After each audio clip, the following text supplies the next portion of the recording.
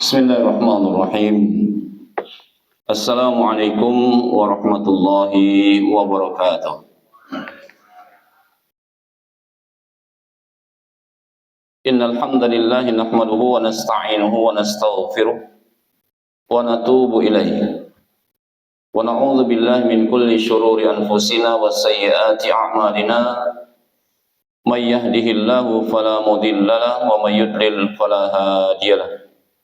Asyhadu an la ilaha illallah wahdahu la syarika lah wa asyhadu anna Muhammadan abduhu wa rasuluhu la nabiyya ba'dah. Allahumma salli wa sallim wa barik ala nabiyyina Muhammadin wa ala alihi wa sahbihi wa man tabi'ahum bi ihsan ila yaumil liqa'illah. Usikum wa nafsi bi taqwallah laqad fazal muttaqun. Wa qala ta'ala fi kitabihil karim ya ayyuhalladzina amanu taqullaha haqqa tuqatih wa la tamutunna illa wa antum muslimun. Wa qala ya ayyuhalladzina amanu taqullaha wa qulu qawlan sadidan yuslih lakum a'malakum wa yaghfir lakum dhunubakum wa may yuti'illaha wa rasulahu faqad faza fawzan 'aziman. Allahumma anta rabbi la ilaha illa anta khalaqtani wa ana 'abduk wa ana 'ala ahdika wa wa'dika mastata'tu a'udzu bika min syarri ma sana'tu abu'u laka bi ni'matika alayya wa abu'u bi dhanbi faghfir li fa innahu la yaghfiru dhunuba illa anta.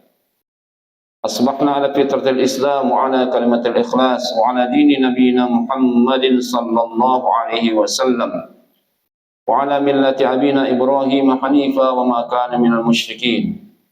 Subhanaka la ilma lana illa ma 'allamtana innaka antal alimul hakim. Allahumma akhrijna min dhulumatil wahmi wal jahli wa akrimna binuril fahmi waftah alaina bima'rifatil ilmi wa hassin akhlaqana bil hilmi wasahhil lana abwaba fadlika wanshur alaina min khazaini rahmatika ya arhamar rahimin. Allahumma anfa'na bima 'allamtana wa 'allimna ma yanfa'una warzuqna ulumman tanfa'una fid din wad dunya wal akhirah. Wa arinal haqqa haqqa warzuqna ittiba'ah wa arinal batila batila warzuqna ijtinabah. Allahumma ja'alna mimman yastami'una al-qawla fayattabi'una ahsanah wa adkhilna fi rahmatika ya rabbal alamin. Allahumma faqqihna fid din wa 'allimna ta'wil. Rabbi shrah li sadri wa yassir li amri wahlul 'uqdatam min lisani yafqahu qawli. Amma ba'du, jamaah keluarga besar Masjid Baitur Rahman yang insyaallah selalu dimuliakan Allah Subhanahu wa taala, dimuliakan di dunia dan dimuliakan di akhirat kelak insyaallah, amin ya rabbal alamin. Alhamdulillah, dengan nikmat Allah dan dengan izinnya kita sama-sama dapat berkumpul lagi di masjid yang kita cintai ini untuk melaksanakan dan menunaikan salat subuh berjamaah yang insyaallah fadilah salat subuh berjamaah sudah antum ketahui semuanya. Dan kita teruskan dengan kajian rutin Sabtu subuh, yaitu dengan materi kitab Ad-Da' wad-Dawa. Mudah-mudahan Allah Subhanahu wa taala selalu memberikan ridhanya kepada kita dan selalu memberikan keistiqomahan dan kebaikan pada diri kita, terutama memberikan kita kesehatan di musim banyak orang sakit seperti ini, amin ya rabbal alamin. Jamaah yang dirahmati oleh Allah Subhanahu wa taala, langsung saja. Pertemuan yang lalu kita sudah membaca kitab ini dengan sebuah pasal, yaitu salah satu bentuk hukuman, bentuk sebuah hukuman kepada orang yang berlaku maksiat atau melakukan sebuah dosa, itu adalah hilangnya rasa malu di dalam dirinya. Yang mana rasa malu itu adalah sebuah bahan bakar materi yang penting, ibaratkan kalau HP itu baterainya, Pak. Kalau HP baterainya low itu biasanya oleng. Kalau manusia tidak ada malunya, ya seperti itu, seperti baterai yang error itu, oleng dia. Hingga rasa malunya itu, ketika rasa malu itu hilang, maka dianya seakan-akan tidak segan-segan untuk melakukan maksiat di hadapan manusia secara banyak. Berkali-kali kami sindir, dulu yang namanya perbuatan zina itu adalah dosa yang mabaton, kata ulama, dosa yang tidak bisa dilihatkan, tidak terlihat, karena jarang sekali orang itu terlihat berbuat zina zaman dahulu. Zaman sekarang sudah mazhar, apa yang terlihat gampang menemukannya, gampang menemukannya, bahkan difasilitasi dan menjadi tempat di dalam lokalisasi. Jamaah yang dirahmati oleh Allah Subhanahu wa taala, karena itu menurut Imam Ibnul Qayyim, rasa malu semuanya adalah kebaikan. Ketika malu itu hilang dalam diri seseorang, maka semua kebaikan itu akan hilang. Al-haya'u minal iman, di dalam sebuah hadis. Malu itu adalah sebagian dari iman. Maka tanda orang beriman itu memiliki rasa malu. Kalau sudah nggak ada rasa malu lagi, orang buka-buka aurat di tempat umum, itu sudah biasa. Kita banyak menemukan di lampu merah sedang stop, samping kita yang seperti itu, Pak. Dilihat apa, didiamkan saja. Pakai bajunya ketat, terus pakai make upnya menor dan lain sebagainya. Didiamkan saja apa dilihat?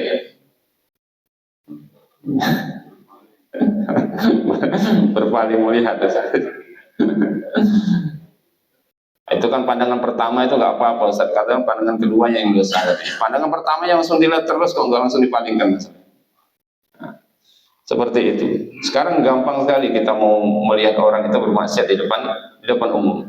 Bahkan orang yang OTT KPK saja sudah pakai rompi oranye itu, mereka sempat selfie, Pak. Foto pis 2 jari, kok pede. Padahal memang itu terbukti maling. Sebenarnya harus malu kalau sudah kena seperti ini.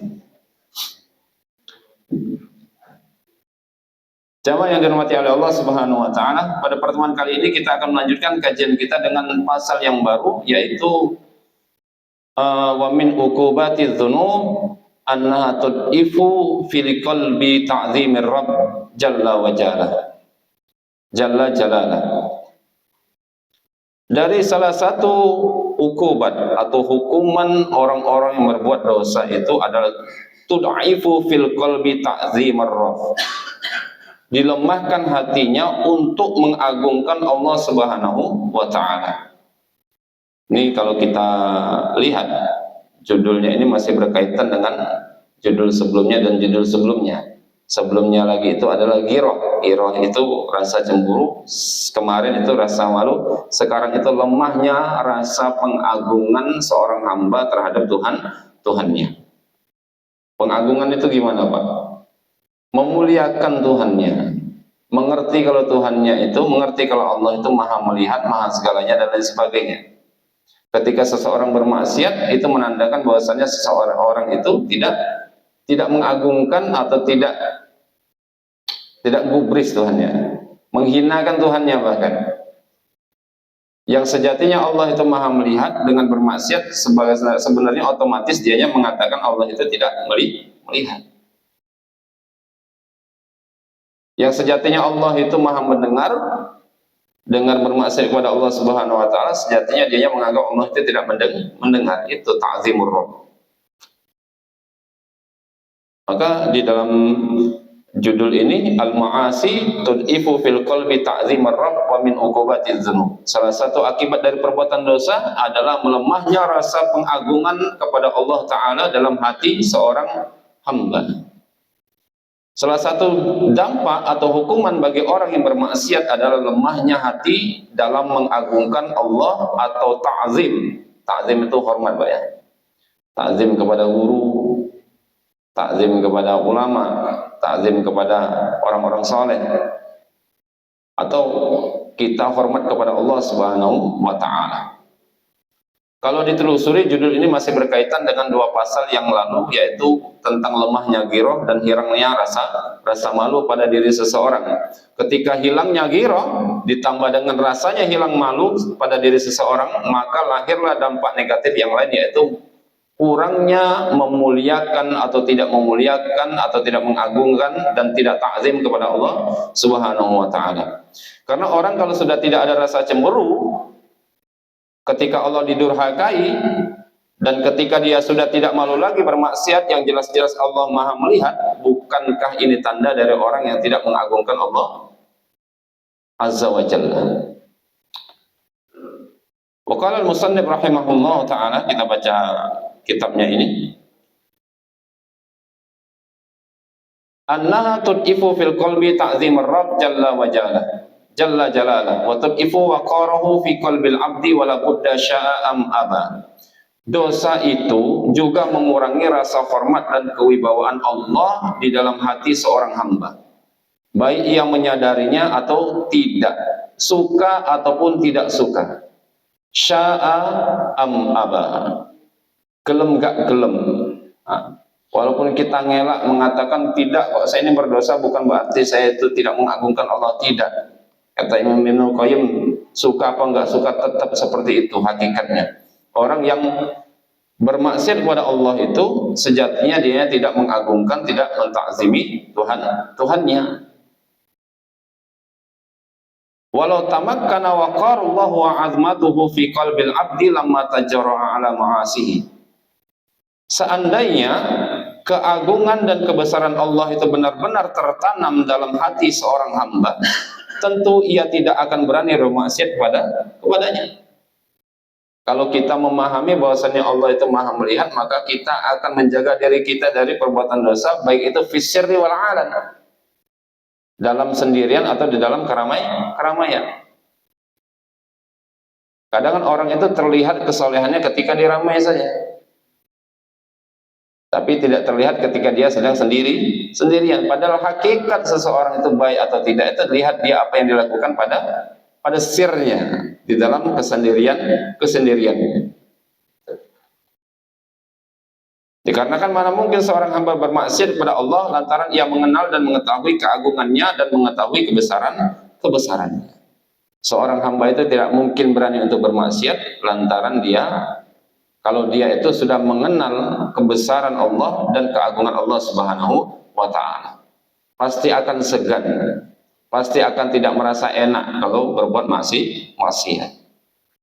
Wa rubbama iltaral mu'tar wa qala innama yahmiluni al ma'asi husnur raja wa tama'ani fi afwihi la dha'fu azmatihi fi qalbi.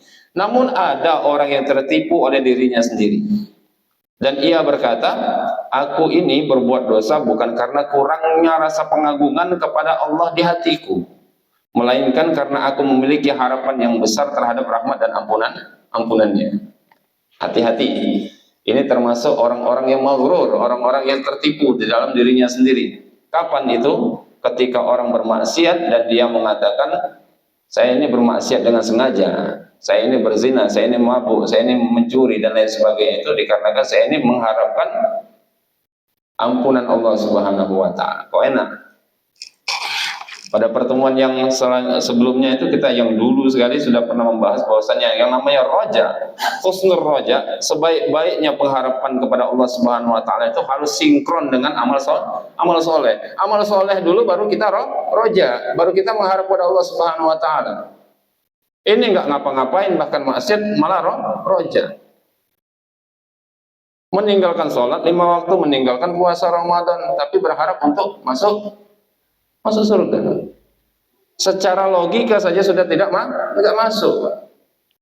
Nah, kalau saya mengatakan seperti ini, keras seperti ini, biasanya ilmumu nggak teko kondi. Ya, memang itu sinkronnya seperti itu, analoginya seperti itu. Nah, ada orang yang tertipu, yaitu orang yang sengaja bermaksiat namun mengharapkan ampunan Allah dan rahmatnya. Kita sudah pernah menjelaskan juga dulu itu bahwasanya roja pengharapan harus disertai dengan amal soleh, ya, bukan dengan perbuatan kontradiktif atau yang bertentangan. Sebagaimana seorang bermaksiat dan mengharapkan rahmat Allah Subhanahu wa ta'ala. Ini bentuk, kalau bahasa kampusnya itu logika falasi. Logika falasi. Secara ilmu mantik saja sudah nggak masuk seperti itu.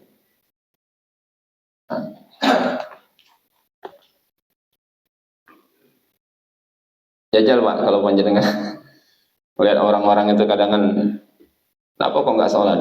Karena saya mengharapkan ridho Allah.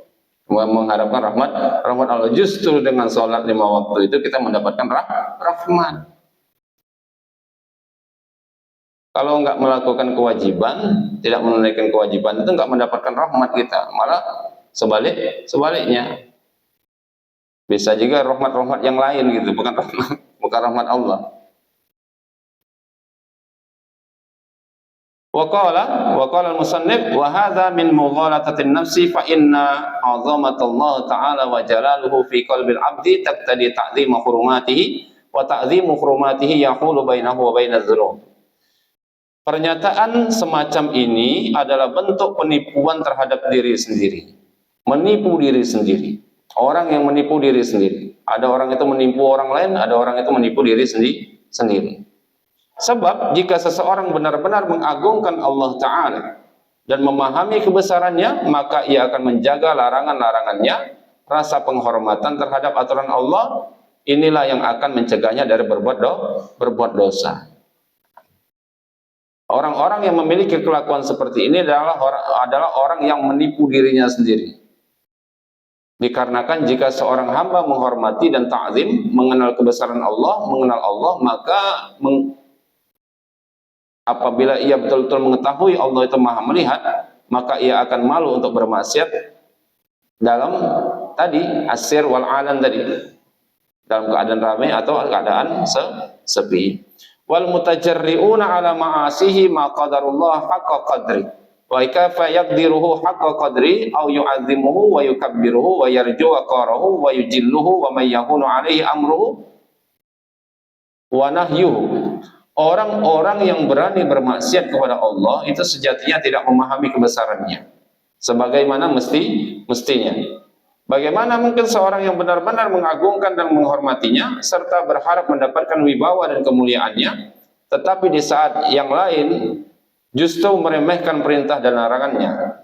Ini adalah hal yang mustahil dan merupakan kebatilan yang nyata. Al-mutajarri'un, mutajarri' itu orang-orang yang kurang ajar, orang-orang yang lancang. Orang-orang yang lancang bermaksiat kepada Allah itu sejatinya tidak memahami kebesaran Allah.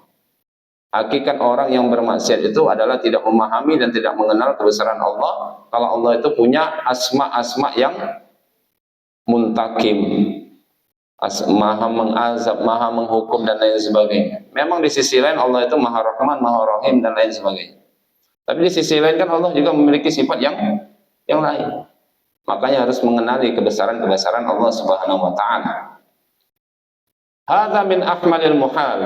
Abainal batil wa kafa bil ma'asi uqubatan ayat mihilla min qalbi wa ta'zimullahi jalla jalaluhu wa ta'zimu hurmati wa yahunu alaihi haqqan.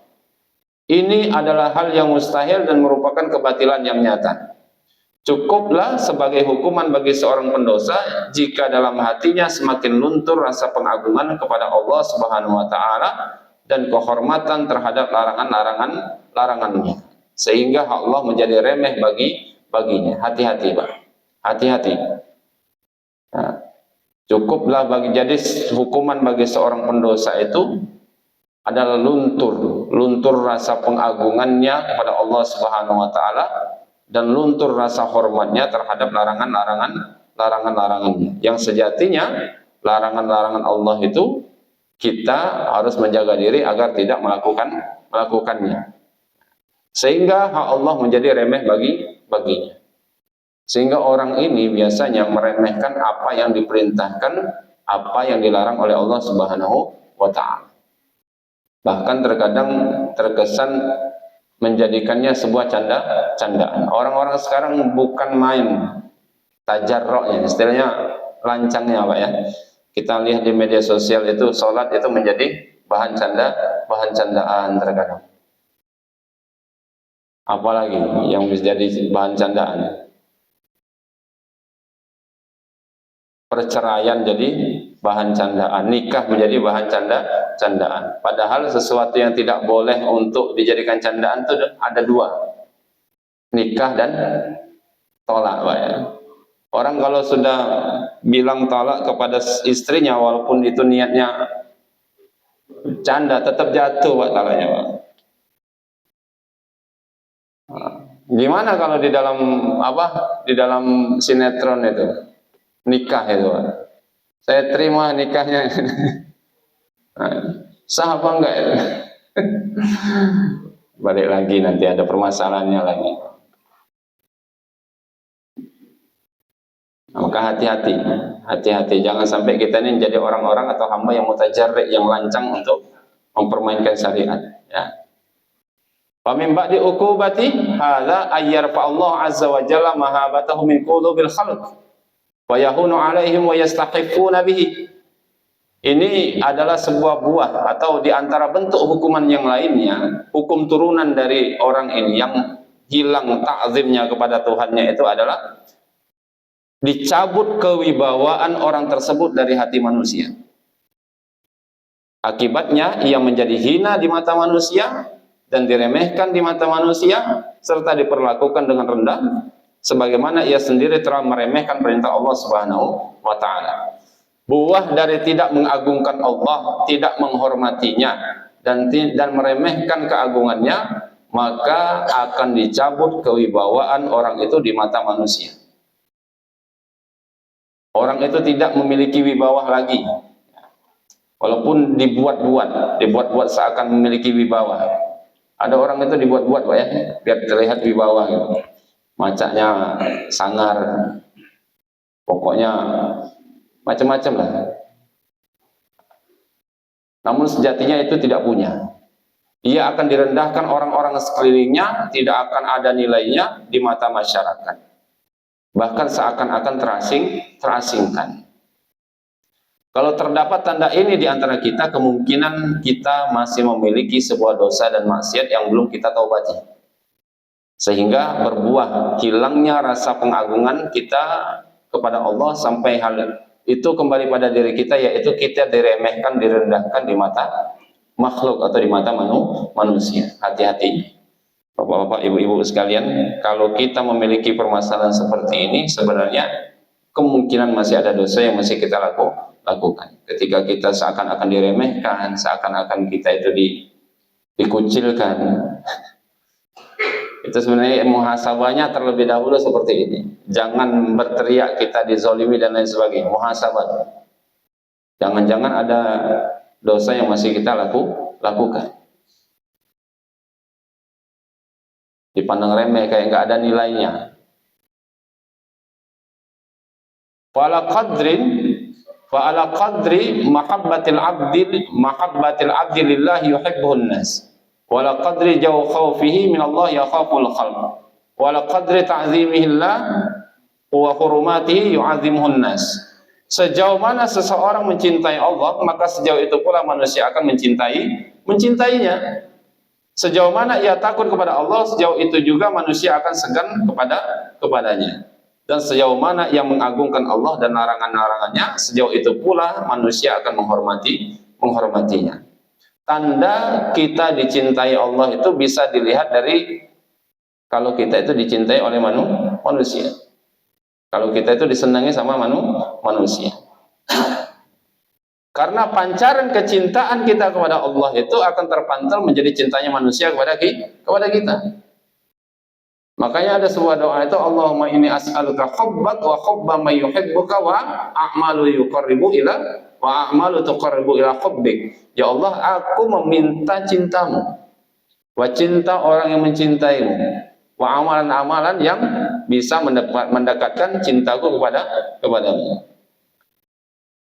Bahkan di dalam Quran surah Al-Imran itu, qul in kuntum tuhibbunallaha fattabi'uni. Kalau engkau betul-betul mencintai Allah, maka ittiba'lah kepadaku. Seperti itu. Begitu juga ketika orang tinggi rasa takutnya kepada Allah, maka setinggi itu juga makhluk akan segan kepadanya. Bukankah Umar bin Khattab itu disegani oleh manusia dan setan sekalipun? Karena tingginya takut beliau kepada Allah Subhanahu wa taala. Setan saja takut, Pak. Demit ora doyan. Adapun juga orang yang taat dan menghormati rambu-rambu Allah, begitu juga sebaliknya akan dihormati oleh manusia. Wa kaifa yantahiku 'abdun hurmatillahi wa yadmau alla yantahikan nasu hurmati am kaifa yahunu 'alaihi haqqullah wa la yuhawwinuhu Allah 'alan nasi am kaifa yastahiqu bi ma'asillah wa la yastahiqu bil khalq. Bagaimana seorang mungkin melanggar larangan Allah tetapi berharap akan kehormatannya tetap terjaga di mata manusia?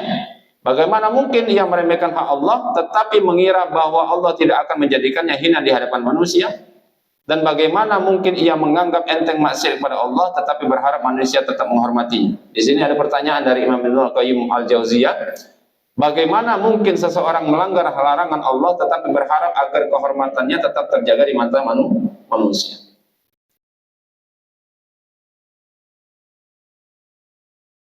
Tapi kita ini di sini tuh agak ini Pak ya. Orang mantan koruptor jadi menjabat lagi, dihormati lagi gitu kan. Ya. Itu yang dihormati dianya atau hartanya sebenarnya. Sudah nggak ada apa-apa lagi, nggak mungkin akan dihormati. Nggak jabat lagi, nggak mungkin dihormati. Yang seperti tadi kan, karena sejatinya orang-orang itu menghormati kita itu bukan kepada kitanya. Orang segan kepada kita itu bukan karena kitanya. Mana mungkin ia meremehkan hak Allah, tapi mengira bahwa Allah tidak akan menjadikannya hina di hadapan manusia. Dan bagaimana mungkin ia menganggap enteng maksiat kepada Allah tetapi berharap manusia tetap menghormatinya. Maka di sini waqad asyara subhanahu ila hadza fi kitabihi inda dzikri uqubatiz dzunub wa annahu arkasa arbabaha bima kasabu wa ghatta ala qulubihim wa taba alaihim bidzunubihim wa annahu nasiyahum kama nasuh wa ahanahum kama ahanu dinahum wa dayya'u kama dayya'u amrah. Dan Allah telah memberikan isyarat di dalam Al-Quran ketika ia menyebutkan bentuk-bentuk hukuman dosa manusia, bahwa Allah telah memperlakukan hambanya sebagaimana hambanya memperlakukannya. Ketika itu juga hati mereka ditutup dan ditetapkanlah dosa-dosa itu bagi mereka, serta Allah akan melupakan mereka sebagaimana mereka melupakan Allah Subhanahu wa Ta'ala. Dalam Quran surah Al-Asr itu bagaimana? Wanasallahu fa'ansahum anfusahum. Mereka itu melupakan Allah dan Allah melupakan mereka. Dan menghinakan mereka sebagaimana mereka menghinakan agama Allah Subhanahu wa Ta'ala, serta meremehkan mereka sebagaimana mereka meremehkan perintahnya. Walihada qala ta'ala fi ayati sujudil makhluqat. Maka dari itu Allah Ta'ala berfirman di dalam Quran di dalam surat yang menyatakan sujudnya makhluk-makhluk, wa may yuhinnillahu fama lahu min mukrim. Barang siapa yang dihinakan Allah maka tidak ada yang dapat memuliakannya.